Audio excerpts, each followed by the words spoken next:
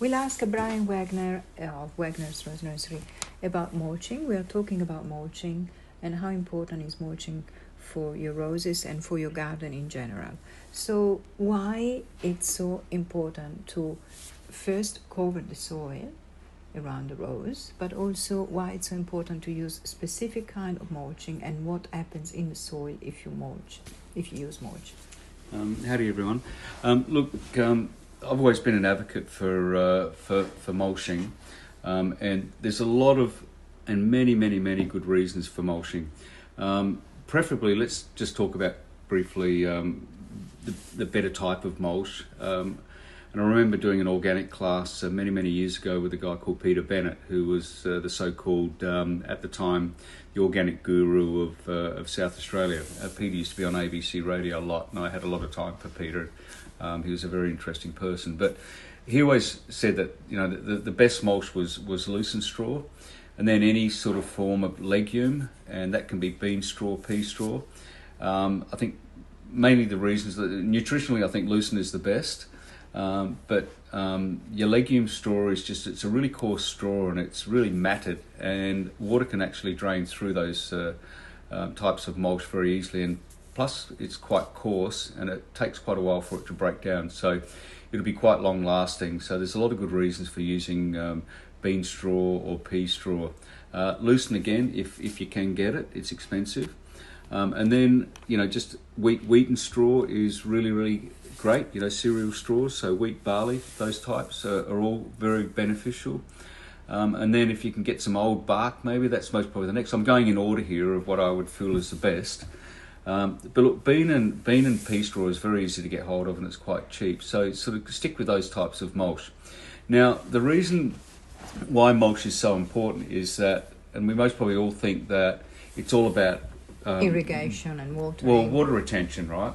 And which it is.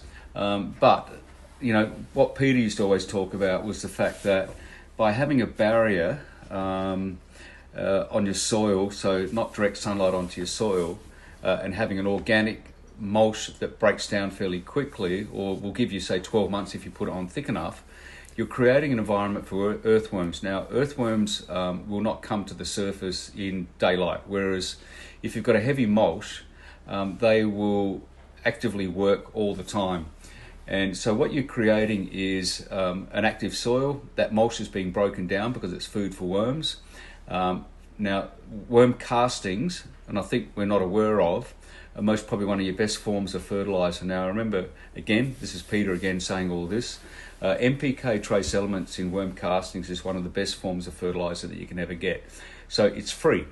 So create a good environment for your worms. Your worms are the thing that you really want to get moving here, and so if you've got that environment for worms, it's going to do a lot for your soil. So all of a sudden you've got a multitude of worms that are starting to happen. You've got worm castings that are happening. The worms are dragging that organic matter back into your soil. The organic matter from the mulch. From the mulch, yeah, and you're getting you're getting organic matter back into, say, a soil that was fairly sterile. So now it's also creating a bit of a sponge. So you've got that soil retention. So after a period of, say, 12 months or a couple of years, you've got all this organic matter that now is sitting in your soil, and it's going to retain a lot more moisture. Plus the aeration through the worms travelling through your soil. You've got little holes running all through your soil. The microbe bacterial activity that's happening all of a sudden increases, and there's just so many things going on there. So I'm most probably not going to explain the technical side of all of this, but I know it works. So it's so by having mulch, it creates so many advantages for your soil, and it will totally change your soil structure. And that could be having a really light soil where it's really sandy to all of a sudden retaining a lot more moisture. I remember a property that I had, which I had the heaviest Bay Biscay clay sticky soil you could ever imagine. And after mulching really heavily, after a couple of years, it just totally changed that soil, and it became this sort of light, well-drained soil that was just, it was just beautiful to work with. So it improves all soil types. So put it on really thick. Don't thick, just how much? 10 centimeter? Look, yeah, I'd be going at least 10, 15 even, Put it on, so you have to do it once a year. If you just put it on so it's just covering the surface, you'll find that you're going to be exposing a lot of soil within 3 or 4 months. So the heavier you can put it on, the better. Just keep it away from the very base of your plant, because sometimes you can get reflection, certainly young plants where you might be getting direct sunlight at the base of your plant. It can cause a bit of burning sometimes. So just keep 10, 15 centimetres away from the very base of your plant. As that plant grows and all of a sudden it's in shade, so you don't have direct sunlight at the base of that plant, then you can move that mulch back in around the base of the plant. But when it's young, just be aware of that. You can cause some burning sometimes, especially with a wheat and straw that is going to reflect a lot of light. If it's a darker mulch, then it's not so bad. But look, so you don't want a very light kind of mulch as a colour? Well, you can, but I'm just saying, just be aware of, like a wheat and straw, something that's sort of a really light colour. In extreme heat, it can reflect light, and it can certainly burn green wood. We've done it at the nursery before. And I'm talking, 35 plus degrees, so it's got to be really hot and still, but in most cases it's not a problem, but it can occur. So just be wary of that.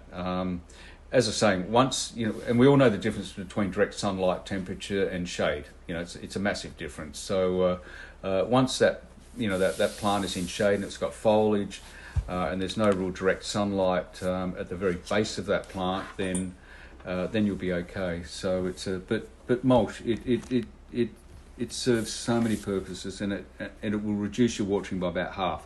Keep in mind when you do water though, if you've got it on really thick, you might have to give it a bit of extra water to get it down through the mulch. Just check that by maybe having a look the following day and just dragging some of that mulch away, and maybe get a spade and just dig down to make sure that the moisture is, say, at least at spade depth. But you might only have to water once every, say, 10 to 15 days by having that mulch instead of every 3 or 4 days. Even in summertime. Yeah, if you really heavily water, and that might be running a hose for 3, 4, 5 hours. But just check. Go back the next day. Give it 24 hours for that water to soak into your soil. But go down to about spade depth. That's where all your root system starts. You've got to get down to the bottom there. But heavily water. But water less often. And you would mulch new roses, new plants, but also older plants? Sure, yeah, keep it up. Keep doing it every year. You've got to keep that and changing it every year? Well, it's most probably going to pretty much disappear at the end of the season. So come late autumn, you're most probably not going to have much left, because all of a sudden you've created this environment for worms. Worms will really start to break that mulch down. The more worms you've got, the more activity you're going to have. The more NPK you're going to have from the worm castings, the better aeration, the better drainage, the better everything. If you've got better aeration, you're going to increase the ground temperature a little bit during those warmer months, but at the same time, it's not going to get overly hot. It won't cook. Like on a 40-degree day, by having that mulch, it will still be nice and warm, but you're going to retain warmth in that soil. So yeah, try and mulch. If you want any further information, come back and talk to us. Thank you, Brian. That was really interesting. Thank you.